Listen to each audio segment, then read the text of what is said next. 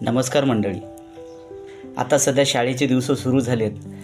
सर्व आपल्या पाल्याला कुठल्या शाळेत टाकायचं काय नाही ह्यामध्ये सर्व पालक या ठिकाणी गर्क आहेत.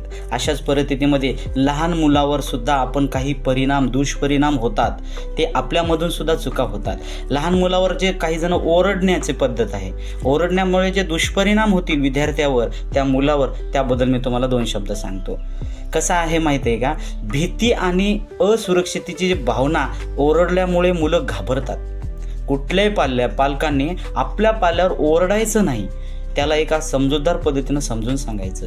भीती आणि असुरक्षिततेची भावना ओरडल्यामुळे मुलं घाबरतात आणि त्यांना स्वतःबद्दल किंवा त्यांच्या आजूबाजूचं जे वातावरण आहे त्या वातावरणाबद्दल असुरक्षितता वाटू लागेल.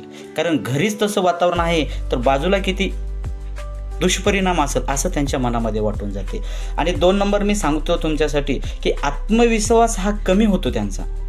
आपल्या पाल्यांचा आत्मविश्वास कमी होतो आपण जर ओरडल्यामुळे. वारंवार ओरडल्यास मुलाचा जो आत्मविश्वास आहे तो ढासळतो. ते स्वतःला कमी समजू लागतात. आवर्तनात्मक वागणूक.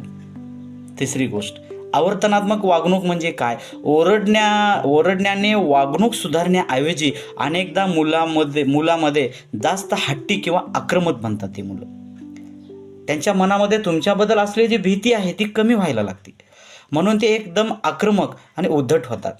आणि 3 नंबर सांगतो तुम्हाला, 4 नंबर, भावनिक हा तणाव असतो त्यांच्या डोक्यावरती. भावनिक तणाव म्हणजे नेमकं काय? मुलांना नैराश्य, चिंता किंवा त्यांना त्याबद्दल भीती अशी मनामध्ये निर्माण होतो, जे त्याच्या एकूण जे मानसिकतेवर आणि विकासावर परिणाम करू शकतात. आणि 4थी गोष्ट म्हणजे मी 5वी गोष्ट तुम्हाला फायनल सांगतो की पालकापासून ताटातूट होते अशा मुलांची पालकापासून ताटातूट म्हणजे नेमकं काय होते? मुलं भावनिकदृष्ट्या दुरावू शकतात. मुलं हे भावनिकदृष्ट्या दुरावू शकतात पालकांपासून.